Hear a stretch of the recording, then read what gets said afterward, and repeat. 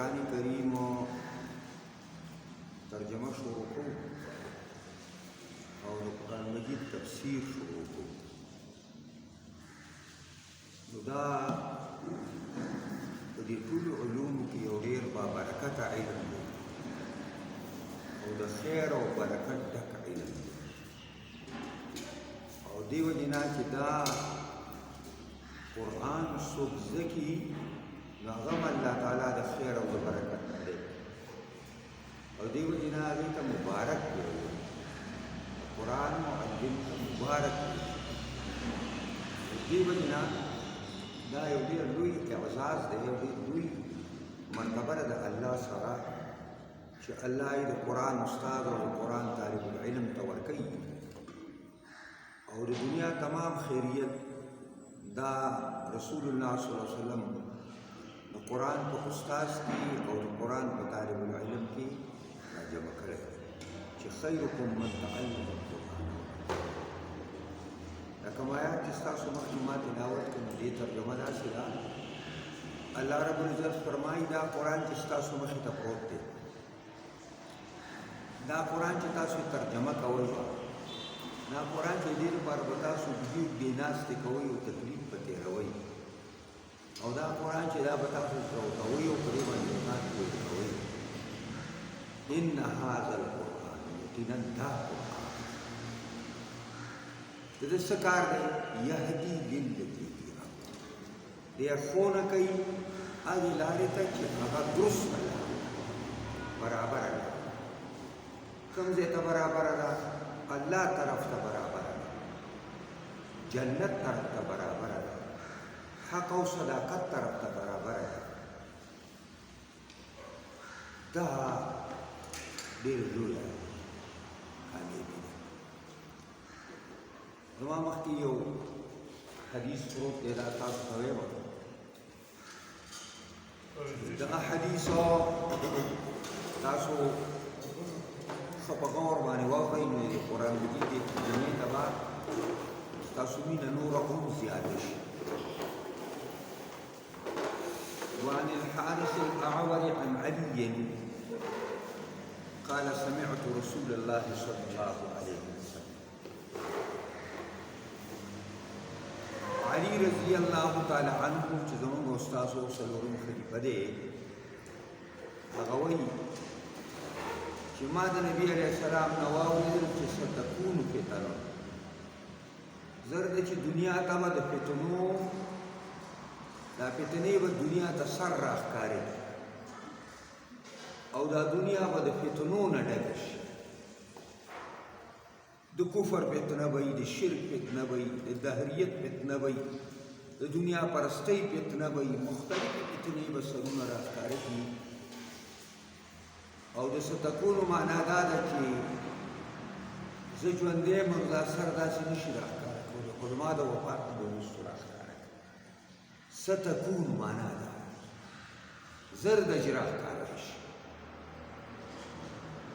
نو علي رضی الله عنه ډېر مقترس انسان په دې پوه شو چې دا فتنې به سر دنیا ته راښکاره کوي، خو د پیغمبر خدا د وفات نه وروسته.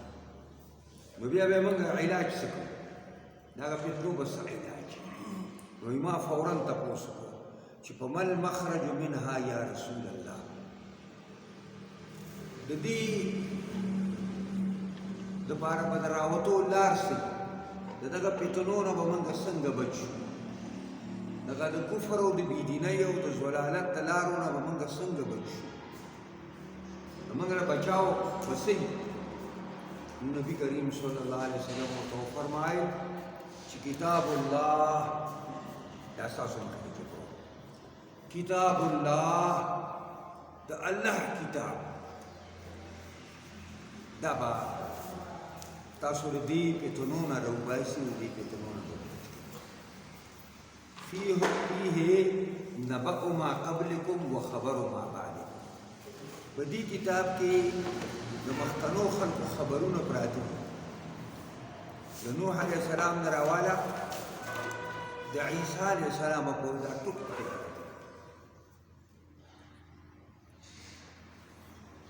وخبر ما بعدكم، او آئنده د قیامته پورې چې څه شی موجودېږي هغه ټول پکې پراته دا قرآن داسې کتاب دی د دې نه هېڅ شی بار نه دی. سید قطب شهید په خطبه د فی ظلال القرآن کې دا خبره کړې ده چې جميع العلم في القرآن لكن تقاصر عنه افهام الرجال. دا ټول علوم په دې قرآن کې پراته دي خو د خلکو ذهنونه ورته نه رسي، د خلکو ذهنونه دې نه قاصر دي. او بیا نبی علیہ السلام ورته وفرمایل وحکم ما بینکم، دا قرآن ستاسو په منځ کې فیصله کن کتاب دی، ستاسو د غاښماتي سرماتي د جګړو د کلي کلوېغۍ دا ټول علاج دی په دې قرآن کې وحکم ما بینکم. او بیا یې ورته وفرمایل چې هو الفصل لیس بالهزل، دا قرآن دو ټوک او رښتینی کتاب دی. ولیس بالهزل، دا قرآن گپ شپ نه دی. ګوره دې قرآن ته سړی د گپ شپ په شکل ګوري، دا د گپ شپ کتاب نه دی، دا رښتینی کتاب.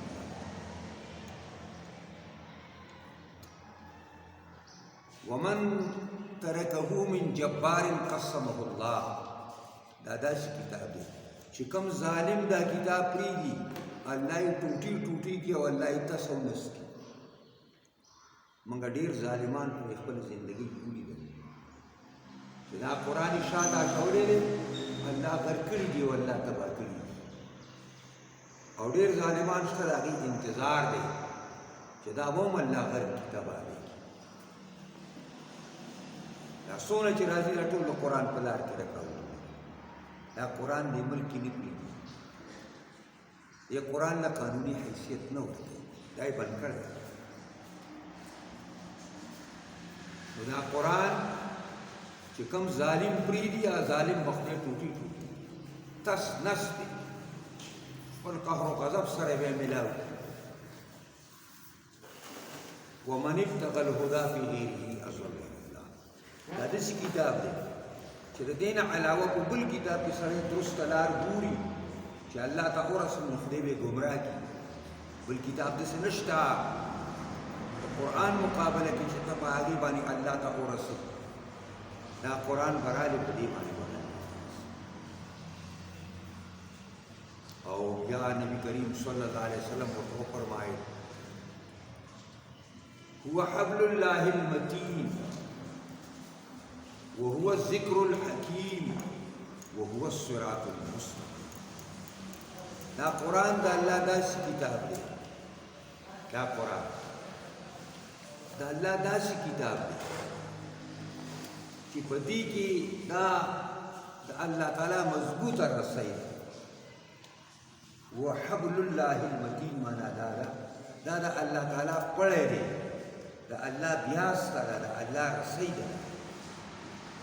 بل یو حدیث کې راځي نبی کریم صلی الله علیه وسلم فرمایي قرآن د الله رسۍ ده او یو طرف یې د مخلوق سره دی او بل طرف یې د الله سره دی. څوک چې دی الله ته ځان رسول غواړي نو دا قرآن د کلک په لاس کې ونیسي، په دې ځان پوهې کړي او په دې عمل وکړي، الله ته ووایي. او دا داسې رسۍ ده چې په دې پورې د ځان اون خلاو لن پسوام لها، بیا د دې دپاره شو کېدل نشته. دا به د نیغ رسۍ الله ته، دا الله دین ته، حق او صداقت ته.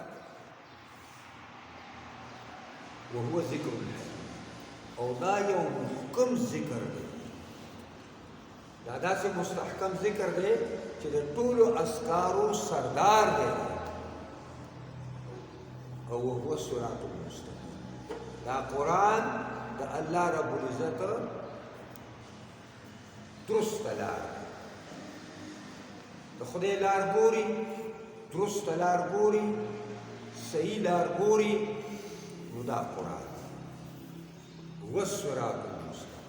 موږ او تاسو مسلمانان چې دا مونځ کوو په دې مونځ کې موږ داسې ووایو چې اهدنا الصراط المستقیم، که امام را نمخ کی نو امامی وی او که ځان لمونځ کوو یا سنت کوو نوافل کوو ویتر کوو نو موږ ټول په هر رکعت کې د خدای نه دا سوال کوو چې موږ ته صراط مستقیم